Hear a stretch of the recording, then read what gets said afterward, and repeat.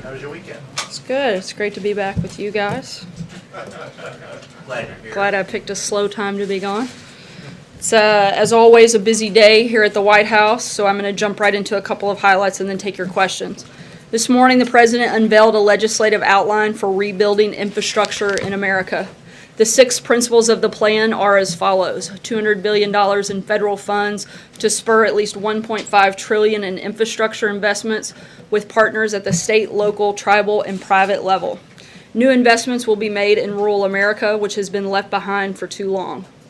Decision-making authority will be returned to state and local governments. Regulatory barriers that needlessly get in the way of infrastructure projects will be removed. Permitting for infrastructure projects will be streamlined and shortened, and America's workforce will be supported and strengthened. As the President has said many times, we will build gleaming new roads, bridges, highways, railways, and waterways all across our land. And we will do it with American heart and American hands and American grit. This morning, the President also released his fiscal year 2019 budget, which addresses 3 of the President's most important priorities: rebuilding our military and funding from our great men and women in uniform, growing the American economy, and ending waste. We look forward to working closely with Congress to achieve these priorities and ensure the safety and security of the United States for generations to come. OMB Director Mick Mulvaney will be answering questions on the budget immediately following today's briefing, so I encourage you all to stick around for that and save your budget questions for Director Mulvaney. I'd also like to add a quick congratulations to the U.S. Olympic team, which is off to a great start. We especially look forward to snowboarders Jamie Anderson and Red Gerard bringing their gold medals back home with them very soon. And with that, I will take your questions. John. Sarah, Rob Porter's first wife, Colby Holderness, spoke with the FBI as part of his clearance process on January 25th, 2017, during which she says that she laid out all of the allegations that have since been aired against Rob Porter and provided the FBI with the photographs that were the turning point in his termination last week.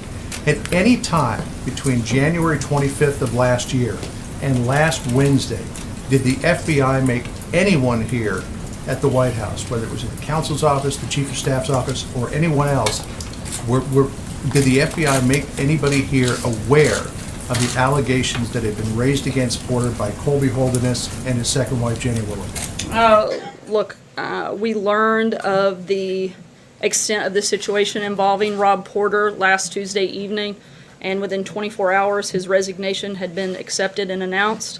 We announced a transition was going to happen, and within hours it did. The President and the entire administration take domestic violence very seriously and believe all allegations need to be investigated thoroughly.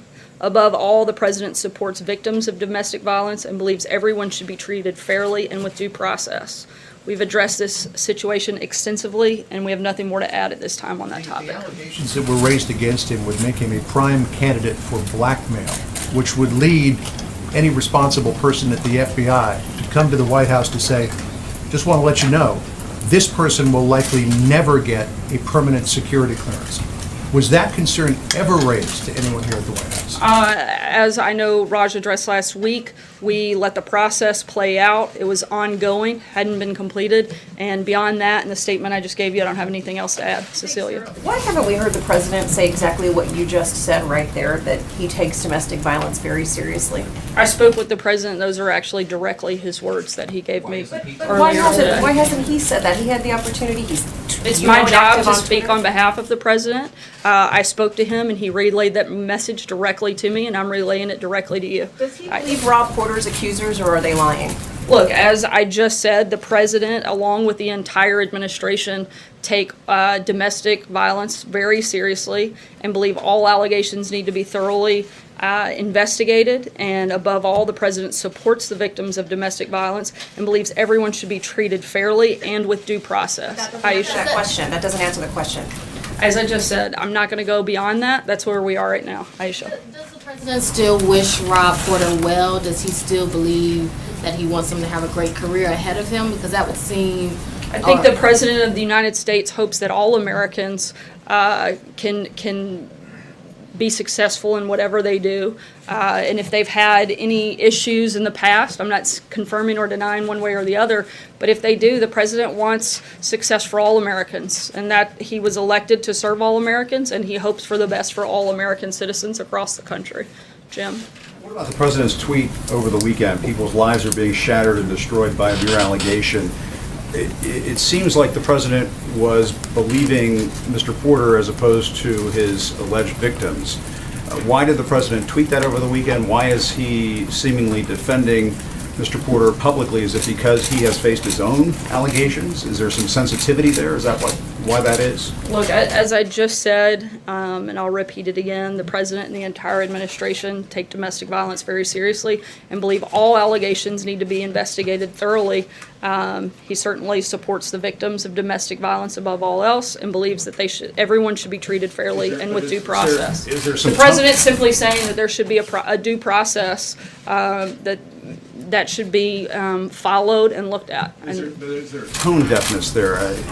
Is there just a being on the wrong side of things? I don't think the president being Talk about it on on Friday, supporting keep it due up. process for any allegation is not tone deaf. I think it is allowing things to be investigated and a mere allegation not be the determining factor.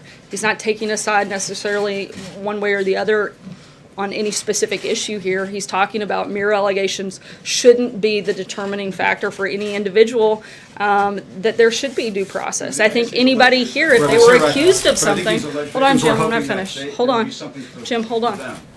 What I'm saying is, I think anybody here, if they were accused of something, would want the opportunity to go through due process. That's all we're saying. The vice president said he was appalled by the allegations. Why did the president not use this as an opportunity to say something like that? Why does he have to speak through you? The president has been clear multiple times through myself and others within the administration that we condemn domestic violence in all forms. He has not said it. Why has he not said I'm the it? spokesperson for the White House and for the president, and I'm Why saying does it the to you vice right president now. have to say it? Why didn't he say it? I'm not sure how I can be any more clear. I think the president has espoused his views on this, and I certainly have His views are echoed and that told them for everyone. He wishes Porter well, and that he believes that people should have due process, but he hasn't addressed the victims of domestic violence at all. That's actually not true. If you were paying attention to what I just read to you, you would understand the opposite. He literally dictated that statement to me, and so I'm not really sure how that's not the president speaking on that Is he afraid to topic. say it himself? Matthew? 2 questions, if I may. Does the White House have a rule or policy regarding how long an employee is permitted to operate with an interim security clearance? As we've said, we're not going to get into the details of how the clearance process works. Last week, we went further than we ever have before due to extenuating circumstances, and there's nothing further to add on that front. Look, this is a process that doesn't operate within the White House. It's handled by our law enforcement and intelligence community, and we support that process. It's the same process that has been used for decades for other and previous administrations, and we're relying on that process at this point. I do think that it's up to those same law enforcement and intelligence agencies to determine if changes need to be made to their process. Another topic, if I may, To just follow on that, can you say whether the White House is beginning to examine or review cases of staffers who are operating under an interim clearance? I can't weigh in. But Sorry, go ahead. examine their cases more closely in light of the Rob Porter situation? I'm not going to get into the details of the process beyond what we've already said, but I can tell you that we do rely on the same process that has been used for decades, and if changes are thought to be made, that would be made by the law enforcement and intel communities that run that process, not the White House. But that's something that could be looked at certainly in light of this. Do you have any more information for us on Vanessa Trump? How was the president informed of what happened in New York? I know the president spoke with her. Beyond that, at this point, it's an ongoing and active investigation, so I can't comment any further. But I can say that the president has spoken with her within the last hour. Jacqueline. Sarah, I want to just get back to Cecilia's point, which is that the president has a history of defending men who have been accused of sexual assault and harassment and abuse, including Mike Tyson, Bill O'Reilly. Steve Wynn, Corey Lewandowski, Roy Moore, and now Rob Porter. Would the White House like to say today unambiguously that the president believes women making these accusations? I think the president, like I said, above everything else, supports the victims of any type of domestic violence, but the president also supports due process, and I don't have anything else further to add I just beyond want to get back to the timeline, Sarah. So the Intercept reporter Ryan Grimm tweeted out photos of Colby Holderness's black eye at 1:53 a.m. on Wednesday, and the Daily Mail published them at 8:30 on Wednesday morning. Then the White House sent CBS a statement at 1:45 on Wednesday afternoon, 12 hours after all of these photos were already published and out. Why was the White House still saying that Porter was a man of integrity and honor after these photos had circulated? The comments that were made by members of the White House were based on our personal experience, and we could only speak to the interaction that we had personally had. Sarah, thanks. Why are high-level aides allowed to work with classified information without permanent security clearance? Once again, that's a question that the FBI and other intelligence communities, they make that determination. That's not something that's decided by the White House. It's the same way that it has been. Classified information, given that you have someone like Rob I'm Porter sorry? who didn't have a permanent security I missed the clearance. first part of your question. Can you guarantee that you are protecting classified information, given that you have someone like Rob Porter who didn't have a permanent security clearance? I think we're with doing access and to taking classified every step information? we can to protect classified information. I mean, frankly, if you guys have such concern with classified information, there's plenty of it that's leaked out of the Hill, that's leaked out of other communities well beyond the White House walls. If you guys have real concerns about leaking out classified information, look around this room. You guys are the ones that publish classified information and put national security at risk. That doesn't come from this White House. Is this White House My- jeopardizing national security? Is this White House We take jeopardizing every national- precaution possible to protect classified information and certainly to protect national security. It's the president's #1 priority is protecting the citizens of this country. It's why we spend every single day doing everything we can to do that. And I think if anyone is publishing or putting out publicly classified information, it's members of the press, not the White House. Kushner have his permanent- Sorry, Why doesn't Kristen, Jared I'm gonna keep Kushner moving. have his permanent At the end of last security week, clearance? the White House said that there were things that everyone could have done a better job handling this situation. Have you identified anything specific, other than, I know you mentioned law enforcement agencies and the FBI and their process. What about your process? Has the White House identified anything it could have done better in this situation to prevent something like this from happening? I think we're looking at that internally and agree that there are things we could have done better, and we're going to continue to look at the process and the role we all played and how we can do it better. But not just in this. I think every day we come to work and we hope to do a better job than we did the day before, and we're going to keep doing that every single morning we come to work. We're going to do our best to make this day better than the last and make this country better than the day it was before. That's our goal, and that's what we're going to do in every situation. As we recognized last week, there were some things we could have done better, and we're certainly going to look at every single instance in every single thing we do, how we can always do it a little bit better than we did the day before. Josh? Sarah, Tuesday night when the initial story came out, the White House praises Rob Porter. Wednesday morning photos come out. The White House says this stands by its statement. Wednesday afternoon, the White House continues to praise Rob Porter. The Chief of Staff John Kelly says he acted 40 minutes within knowing the allegations. Can you explain that? As I said, and I'm going to repeat what I said earlier, that we'd learned of the situation involving Rob Porter last Tuesday evening, and within 24 hours his resignation had been accepted and announced. We announced a transition was going to happen, and within hours it did. And in terms of timeline, I don't have anything else to add. Can you explain that? I can tell you that a conversation took place within 40 minutes, and beyond that, I really don't have anything else to add, Josh. We've reported, and others have too, that Don McGahn, over a period of months, was told repeatedly by the ex-girlfriend, by the FBI, by others in the White House about these accusations, and didn't do anything. Can you explain why no action was taken by Don McGahn, the chief White House lawyer? Those allegations that have been reported are not accurate. April? You keep saying the president says we take domestic violence very seriously. Moving forward, how seriously will he take it? What will he do to raise awareness about it, combat against it, particularly as, again, I asked this last week of Raj, as this administration ended the Violence Against Women office, as well as closing down the Women and Girls office, what will be new and different as it relates to combating this? I believe there's an individual that is in the nomination process to run an office specific to domestic violence. And when we have that process completed, we'll make that personnel announcement, but we are in process of doing that. Another question really fast on infrastructure. Infrastructure is about jobs, job creation, and you're talking about rural America. When you're talking about these jobs, are there going to be guidelines as to who can and who won't be hired? Not that I'm aware of anything to that nature. A lot of the infrastructure projects during the Obama years, when Hilda Solis was labor secretary, a lot of those jobs went to Hispanics. And A lot of those jobs were never completed or started. They were announced, but nothing ever happened on them. We're expecting a very different result to actually announce and complete projects versus just announcing and doing nothing. John? Thanks a lot, Sarah. I just wanted to get you to clarify something. I think you answered this, but I just wanted to have you clarify it if you could. It's about the White House counsel, Don McGahn. Are you saying that the White House counsel never learned until last Tuesday that there was any allegation of any sort that was ever leveled against Rob Porter? Again, I'm not going to go into the specific details of how the process works, but I can say that we learned of the extent of the situation. Who's we? Because I want to get to Don The White McGahn House, specifically. the White House generally.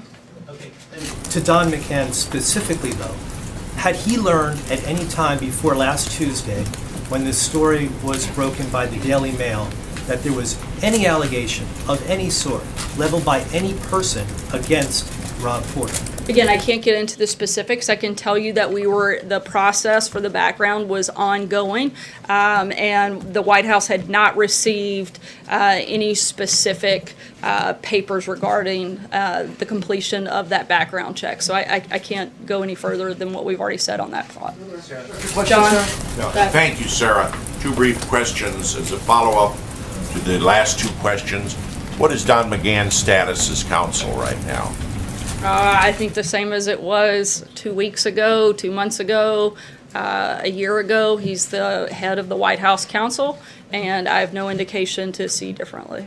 All right, and the other question is, Senator Corker said last night he was reconsidering and possibly will reverse his decision not to seek re-election. Already a Republican primary is in process in the state. What's the president's view? Should Senator Corker run again? Would he try to persuade him to, or just urge him to go back home to Tennessee? We haven't had that conversation about Senator Corker's plans, but as always, I can't weigh in on any specifics of the potential of a race, but I would have to talk to the president before making a comment. I'll take one last question, Frank.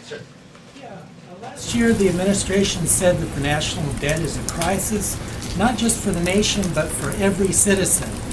Does the president still believe that it is a crisis? And if it is a crisis, Sorry, I missed the first part. A national what? A national debt. Sorry.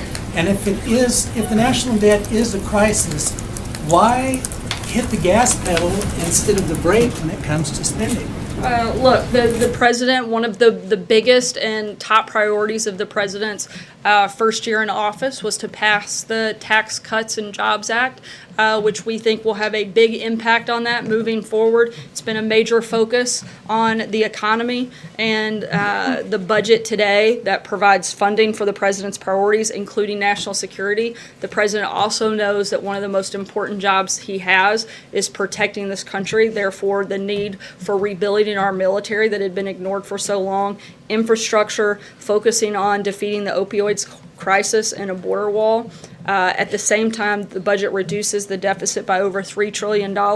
This budget not only funds the president's priorities, but puts the country on a path to restoring fiscal discipline. I'd encourage you to stick around and talk to Director Mulvaney, who'd be happy to go into more detail on the budget and other things regarding that here in the next bit.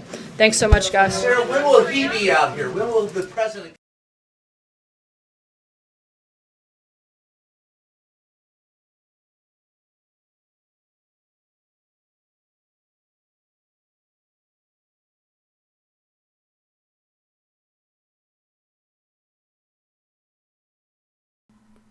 All right, folks, thank you very much for joining us and choosing us as your stream of choice. Sarah Sanders did a very good job today making sure that she's keeping the mainstream media in line. And she basically showed them who's boss. So she's very good at what she does. And I'm pretty sure the president believes that she's doing a very good job. As you guys heard, Mick Mulvaney will be coming out later on today talking about the new budget and everything that has to do with it. They just published it today. So make sure you guys stay tuned here at Golden State Times. We're either going to stream it live or publish it, one of the two. So make sure you guys stay tuned later on today. We're going to be publishing that and a whole bunch of other news videos, news stories, news articles on our website, goldenstatetimes.com. So make sure you guys stay tuned for that too. If you guys want to stay up to date on everything that we cover, everything that we publish and live stream and stuff like that, make sure you guys sign up to our newsletter. The link is in the description below. Right below the video, you'll see where it says sign up for our newsletter. Make sure you guys sign up over there. It's free. It gets sent to you every single day, packed full of news and articles and the president's schedule and everything else in between that we cover throughout the day. It's sent to you daily, so make sure you guys sign up. Thank you very much for watching. If you are new, subscribe to the channel.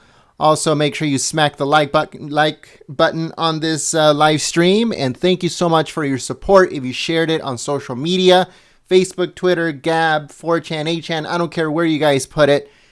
But thank you so much for your support in spreading the link for this live stream. Also, thank you so much to the moderators for coming out, keeping the chat clean and enjoyable for everyone. We hope that you guys continue joining us here at Golden State Times. Thank you very much. My name is Gent, and I'll see you soon. Peace.